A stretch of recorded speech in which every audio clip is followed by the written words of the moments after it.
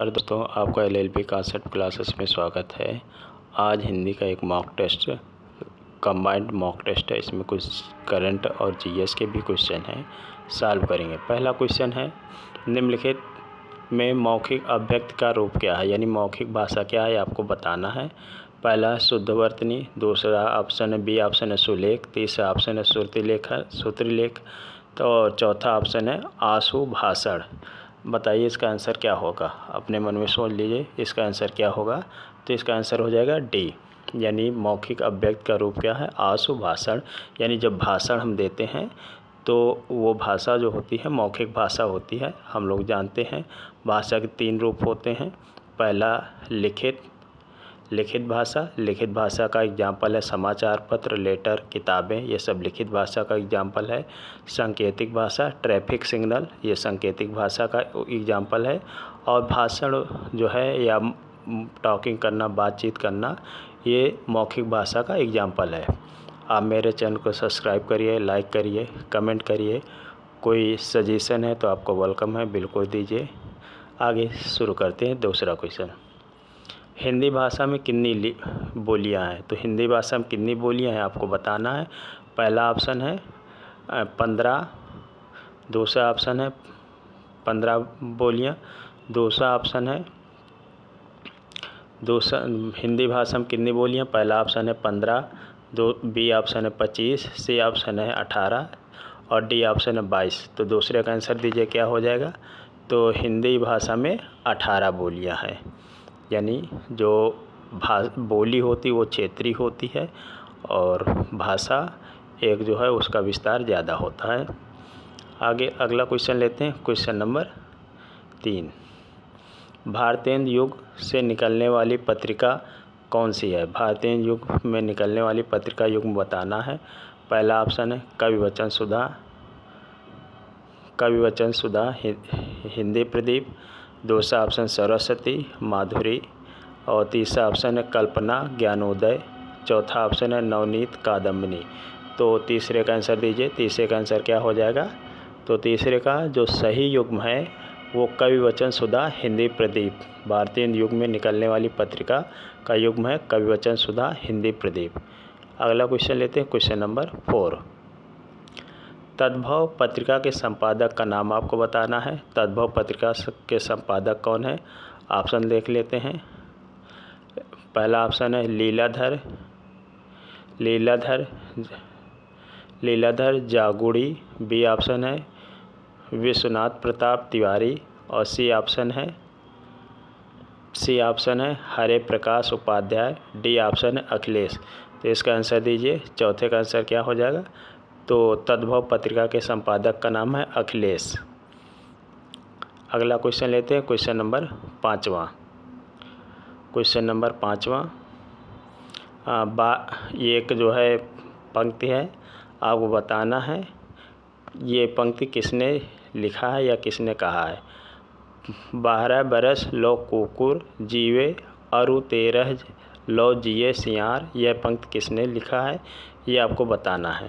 पहला ऑप्शन है Vidyapati, B option है चंद्रबरदाई, सी ऑप्शन है नरपति नाहल्ला और जगनिक, डी ऑप्शन है जगनिक। तो 5वें का आंसर दीजिए क्या हो जाएगा। तो 12 बरस लो कुकुर जीवे और 13 लो जिए सियार, तो ये है जगनिक। ये पंक्ति जो है जगनिक की है। नेक्स्ट क्वेश्चन लेते हैं, क्वेश्चन नंबर 6। निम्नलिखित में से किस देश में हिंदी भाषा का प्रयोग लिखने और बोलने में किया जाता है। ऐसा कौन सा देश है जहाँ पर हिंदी भाषा का प्रयोग लिखने और बोलने में किया जाता है, आपको बताना है। पहला ऑप्शन है ऑस्ट्रेलिया, दूसरा ऑप्शन है दक्षिण अमेरिका, तीसरा ऑप्शन है पाकिस्तान, चौथा ऑप्शन है मॉरिशस, डी ऑप्शन है मॉरिशस। तो छठे का आंसर दीजिए, ऐसा कौन सा देश है जहाँ पर हिंदी भाषा का प्रयोग लिखने और बोलने में किया जाता है। तो मॉरिशस में हिंदी भाषा का प्रयोग लिखने और बोलने में किया जाता है। नेक्स्ट क्वेश्चन लेते हैं, क्वेश्चन नंबर 7वां।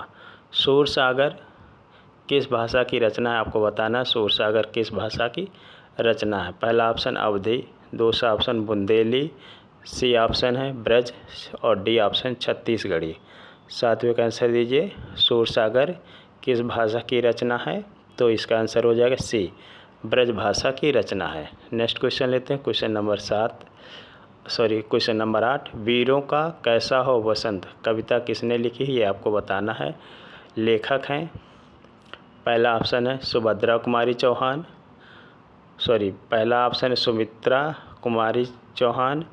दूसरा ऑप्शन है सुभद्रा कुमारी चौहान, माखनलाल चतुर्वेदी, रामधारी सिंह दिनकर। तो 8वें का आंसर दीजिए।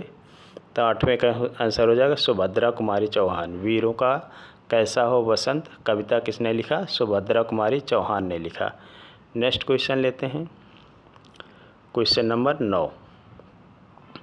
निम्नलिखित में से कौन सी व्याकरण और वर्तनी में शुद्ध भाषा कहलाती है? यानी कौन सी व्याकरण और वर्तनी जो है शुद्ध भाषा कहलाती है? पहला ऑप्शन है साहित्यिक भाषा, दूसरा ऑप्शन है प्रांजल भाषा, और डी ऑप्शन है व्याकरणिक भाषा और मानक भाषा। तो इसका आंसर दीजिए, क्या हो जाएगा? तो 9वें का आंसर दीजिए। 9वें का क्या हो जाएगा? तो 9 का आंसर हो जाएगा डी, यानी जो मानक भाषा होती है वो व्याकरण और वर्तनी की दृष्टि से शुद्ध होती है। 9 का आंसर हो जाएगा डी, मानक भाषा। अगला क्वेश्चन लेते हैं, क्वेश्चन नंबर 10। निम्नलिखित में से कौन सा रासो आलाखंड के नाम से प्रसिद्ध है? 10वें का आंसर आपको बताना है। आलाखंड के नाम से प्रसिद्ध है, रासो आलाखंड के नाम से प्रसिद्ध है। पहला ऑप्शन है पृथ्वीराज रासो, दूसरा ऑप्शन है Khuman Raso, C option Parmal Raso, D option है बीसल देव रासो। तो 10वें का आंसर दीजिए। तो 10वें को हो जाएगा सी, परमाल रासो। अगला क्वेश्चन लेते हैं, क्वेश्चन नंबर 11। आगे है निमिष शब्द का पर्याय आपको बताना है। निमिष शब्द का पर्याय क्या है? पहला ऑप्शन है प्रकाश, दूसरा ऑप्शन है छिद्र, और सी ऑप्शन है पूर्ण, डी ऑप्शन है क्षण। तो 11 का आंसर दीजिए। 11 का आंसर क्या हो जाएगा? निमिष शब्द का पर्यायवाची। तो इसका निमिष का हो जाएगा क्षण, यानी 11 का आंसर हो जाएगा डी। क्वेश्चन नंबर 12 लेते हैं। उपत्यका का अर्थ क्या है? उपत्यका का जो अर्थ है वो आपको बताना है। पहला ऑप्शन है सूर्य, उपत्यका का अर्थ बताना। ए ऑप्शन है सूर्य जिसे पर्वत के पीछे से निकलता है। बी ऑप्शन है प्राणियों के पट का एक अंग, सी ऑप्शन है पर्वत का शिखर, डी ऑप्शन है पर्वत के पास की भूमि। तो 12 का आंसर दीजिए। उपत्यका मतलब होता है पर्वत के पास की भूमि, यानी 12 हो जाएगा डी ऑप्शन। आगे क्वेश्चन नंबर 13 में चलते हैं। Question number 13। 4 गज मलमल में कौन सा विशेषण ये आपको बताना है। 4 गज मलमल में कौन सा विशेषण है ये आपको बताना है। पहला ऑप्शन है संख्यावाचक विशेषण, बी ऑप्शन है गुणवाचक विशेषण, सी ऑप्शन है परिमाणवाचक विशेषण, और डी ऑप्शन है सार्वनामिक विशेषण। 13 का आंसर दीजिए। तो 13 का हो जाएगा परिमाणवाचक विशेषण। 4 गज मलमल में कौन सा विशेषण है? तो परिमाणवाचक विशेषण। संख्यावाचक विशेषण वो होते हैं जैसे 1 2 3 4, कोई यूनिट बताता है तो संख्या। गुण क्या है? जो उसकी क्वालिटी बताता है वो गुणवाचक विशेषण है, जैसे काला, लंबा, यानी जिस तरह से गुणवाचक संज्ञा। सार्वनामिक कोई, मतलब सार्वनामिक जो होता है वो कोई किसे, ये सार्वनामिक होते हैं। आगे हैं क्वेश्चन नंबर 14। आँख की किरकिरी होने का मुहावरे का मतलब आपको बताना। आँख की किरकिरी होना मुहावरे का क्या मतलब होता है? पहला है अप्रिय लगना, ए ऑप्शन, बी ऑप्शन धोखा देना, सी ऑप्शन कष्टदायी होना, और डी ऑप्शन बहुप्रिय होना। तो 14 का आंसर दीजिए। आँख की किरकिरी होना, तो इसका आंसर हो जाएगा सी, कष्टदायक होना। आँख की किरकिरी होना, कष्टदायी होना। अगला क्वेश्चन लेते हैं, क्वेश्चन नंबर 15। भ्रमित मत होइएगा, थोड़ा स्लाइड ब्लैक कलर की है, तो ऐसा लगता है कि ये पूरी स्क्रीन में ब्लैक कलर का क्या हो गया। चलिए सॉरी उसके लिए। 15 है। अब यहाँ से थोड़ा करंट अफेयर के क्वेश्चन है। स्वच्छ सर्वेक्षण 2020 में कुल कितने शहरों को शामिल किया गया है? तो इसका आंसर दीजिए। तो 15 हो जाएगा सी ऑप्शन, यानी 4242 शहरों को शामिल किया गया है, ये आंसर हो जाएगा। नेक्स्ट क्वेश्चन लेते हैं। राष्ट्रीय भर्ती एजेंसी को केंद्रीय मंत्रिमंडल द्वारा इसे कुल कितने भाषाओं में सामान्य योग्यता परीक्षा कराने को मंजूरी मिली है?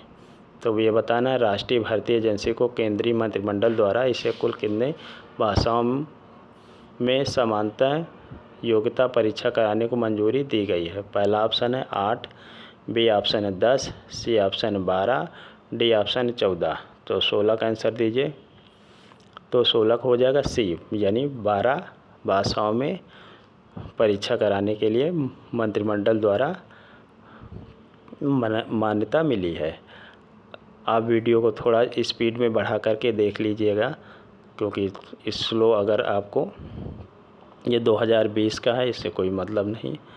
अगला 18वां, सबसे लंबे रोपवे को किस नदी पर निर्मित किया गया है? पहला ऑप्शन है, यानी सबसे बड़ा जो है ब्रिज यानी जो हाईवे है कहाँ बनाया गया है? पहला ऑप्शन गंगा नदी, बी ऑप्शन यमुना नदी, सी ऑप्शन ब्रह्मपुत्र नदी और डी ऑप्शन गोदावरी नदी। तो 18वें का आंसर दीजिए। तो ब्रह्मपुत्र नदी पर सबसे लंबा ब्रिज बनाया गया है।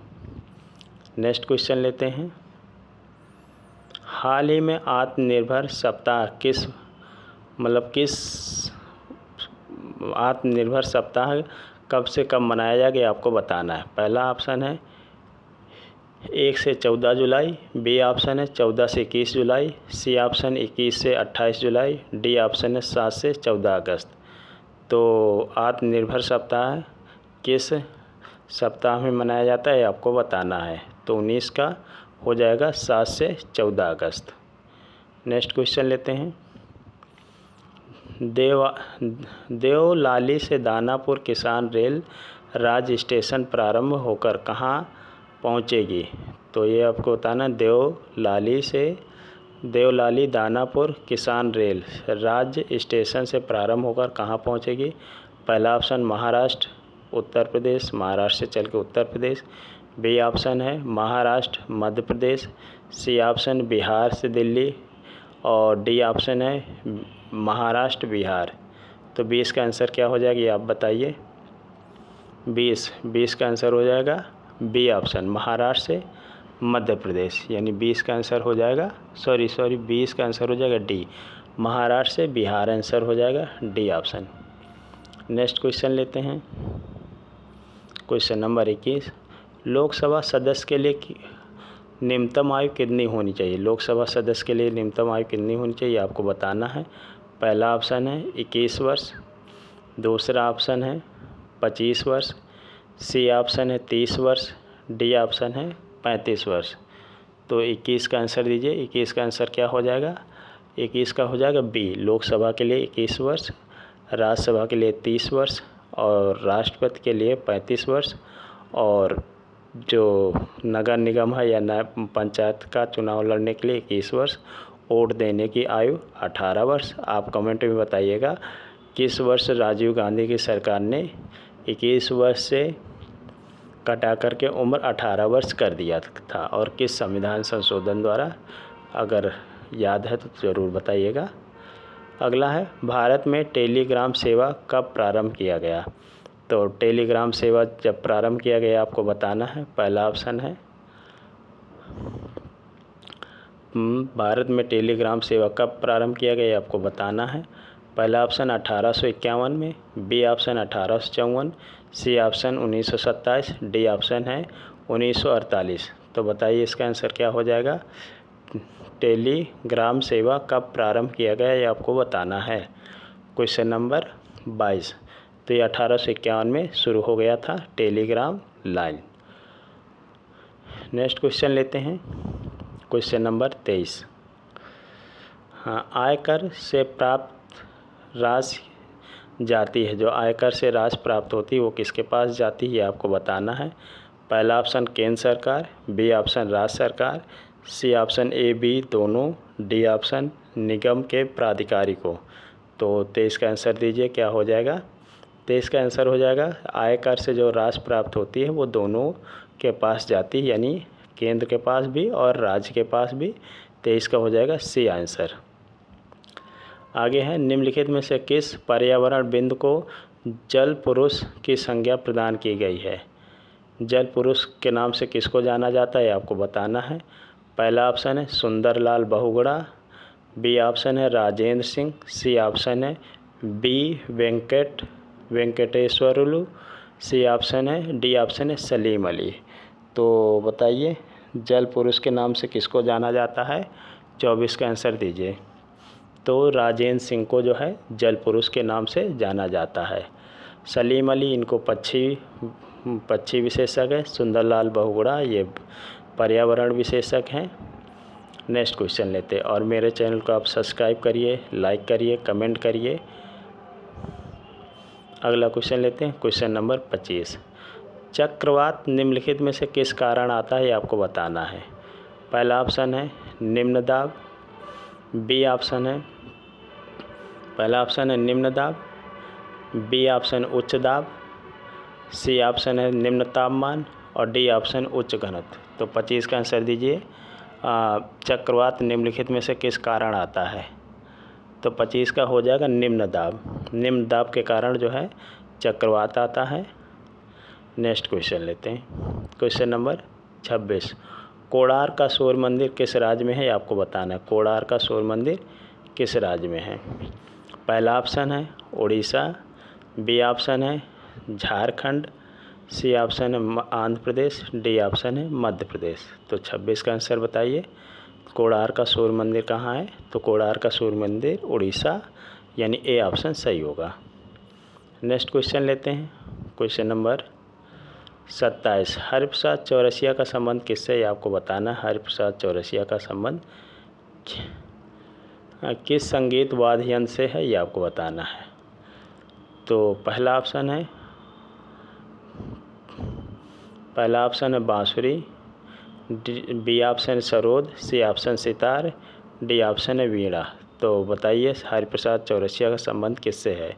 तो हरिप्रसाद चौरसिया जो है बांसुरी वादक हैं, यानी ऑप्शन हो जाएगा ए। 27 का आंसर हो जाएगा ए। हरिप्रसाद चौरसिया क्या बजाते हैं, तो 27 का ए यानी बांसुरी बजाते हैं। Question number 28। जनगणना 2011 के अनुसार भारत का यानी डेंसिटी कितनी है, जनघनत्व कितना, ये आपको बताना है। 282 प्रति किलोमीटर और 382 प्रति वर्ग किलोमीटर और 482 वर्ग प्रति किलोमीटर, 582 प्रति वर्ग किलोमीटर। तो 28 का आंसर दीजिए, क्या हो जाएगा। 28 का हो जाएगा बी, 382 वर्ग प्रति किलोमीटर डेंसिटी है, यानी जनसंख्या घनत्व है भारत की। अगला क्वेश्चन लेते हैं, निम्नलिखित में से फसलों का वह कौन सा समूह है जो रबी के फसलों के अंतर्गत बोया जाता है। यानी रबी फसल जो है 3 प्रकार की होती हैं। एक जो होती है खरीफ होती है, रबी होती है और जायद होती है। खरीफ जुलाई में बोई जाती है, जून जुलाई में बोई जाती है और अक्टूबर और नवंबर में काट ली जाती है। और जो रबी होती है, रबी की फसल यानी जो है अक्टूबर नवंबर में बोई जाती है, मार्च अप्रैल में काट ली जाती है। जायद की जो फसल होती है वो मार्च अप्रैल में बोई जाती है और जून के आसपास काट ली जाती है। तो जो रबी यानी रबी नवंबर अक्टूबर में जो फसल बोई जाती है और मार्च अप्रैल में काट ली जाती है, उसको आपको बताना कौन सा होगा। तो पहला ऑप्शन है गेहूँ, चना, जौ, बी ऑप्शन है धान, ज्वार, जवार, बाजरा, सी ऑप्शन है तरबूज, खरबूज, ककड़ी, डी ऑप्शन इनमें से कोई नहीं। तो 29 का आंसर दीजिए। तो गेहूँ, चना, जौ ये रबी की फसल है और ये जो है जायद की फसल है। सी ऑप्शन तरबूज, खरबूज, ककड़ी धान, ज्वार, बाजरा ये खरीफ की फसल है।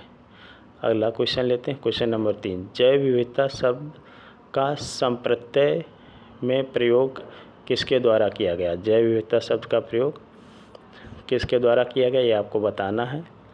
पहला ऑप्शन है अर्नेस्ट हैकेल, बी ऑप्शन है AC टांसले, सी ऑप्शन है WG रोनजे और डी ऑप्शन विल्सन। तो 30 का आंसर दीजिए, क्या हो जाएगा? 30 का आंसर दीजिए। तो जैव विविधता शब्द का संप्रत्ययन के रूप में प्रयोग किसके द्वारा किया गया? तो विल्सन द्वारा। 30 का हो जाएगा डी ऑप्शन।